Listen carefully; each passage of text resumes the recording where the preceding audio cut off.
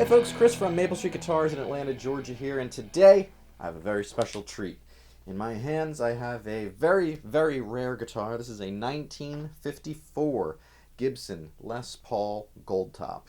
Every now and then we get some special guitar here in the store, and it's always super exciting for, not only the staff but the customers to see something that is truly a piece of history, and that is certainly the case with this guitar. So I have the privilege of demonstrating this guitar today, running it through a bunch of different sounds so folks can hear how a 70-year-old guitar really sounds these days in 2024 now. But we're going to go over a few things about this guitar and otherwise, just have some fun.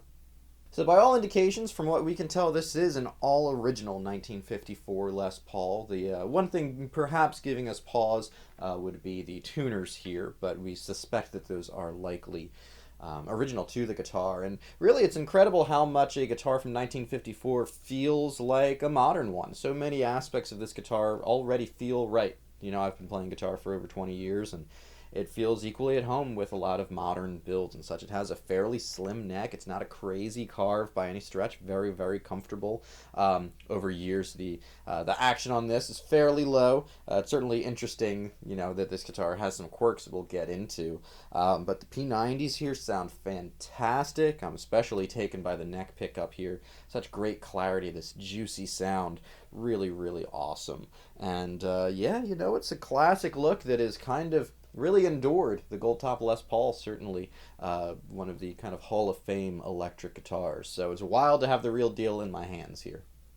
For today's demo, we're going to be plugging into a Carr Skylark to get a wide range of sounds from clean to super heavily overdriven, a little bit more kind of old school American voiced. I felt like that maybe captured some of the 50s vibe that this guitar has, and certainly they do make a very, very fine combination.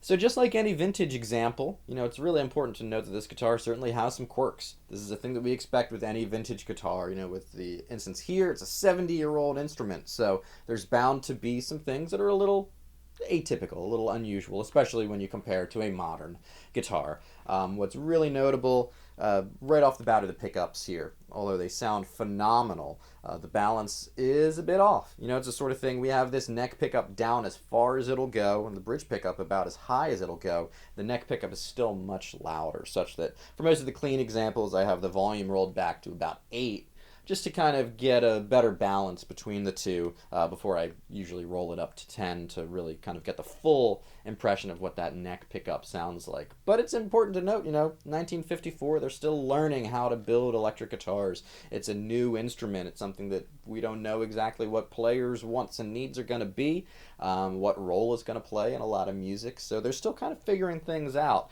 That's definitely one element of things. Also, with the bridge placement, our intonation isn't spot on, and of course that's something where when you have just a straight bar here with the wraparound tailpiece bridge all in one, getting proper intonation is a little bit trickier. So we have this dialed in as best as we can. Very low action on this. One thing to note with that neck pickup being as high as it is, pretty much any note above the 15th fret here is hitting that pole piece. So again, just still kind of, it's so interesting to see how things have evolved over the last 70 plus years in the history of the electric guitar. And it's the case really to me that with this guitar, although it has some quirks and some design elements, it might not be ideal. It's still a really, really fun instrument to play. It has such a wonderful voice. So expressive are these P90s that the guitar definitely, still lives up to hype and expectations.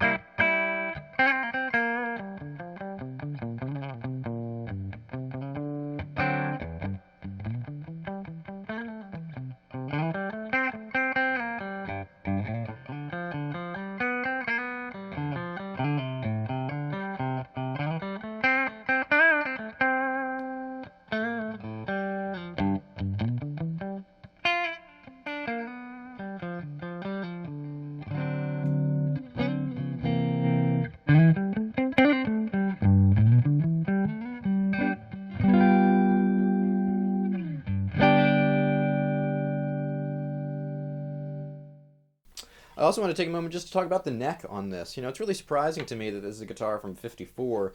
It still has a neck carve that feels comfortable and nice and slim in 2024 even. Certainly when you compare it to some of the later Les Pauls and much thicker carves, it is wild to me how modern this neck kind of feels, despite it being 70 years old. So with this one, definitely a nice slim. It hugs the hand nicely, but definitely a slimmer carve overall. Very, very comfortable.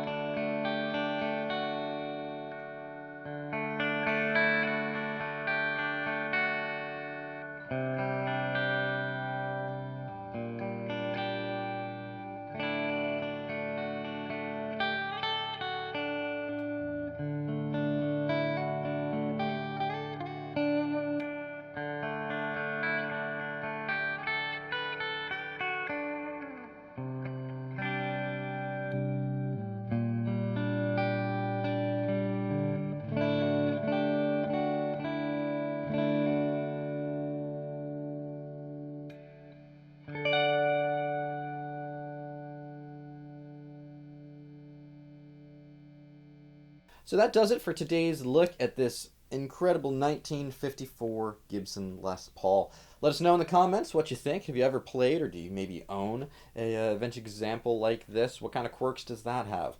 We'd love to hear what you think in the comments below. Of course, if you liked anything you saw or heard today, feel free. We encourage you to like and subscribe to the channel here. Follow us on social media. You can find us on YouTube as well as Facebook and Instagram. And of course, please come on by and see us sometime here in Atlanta, Georgia. For Maple Street Guitars and this awesome '54 Gibson Les Paul, I'm Chris. Cheers.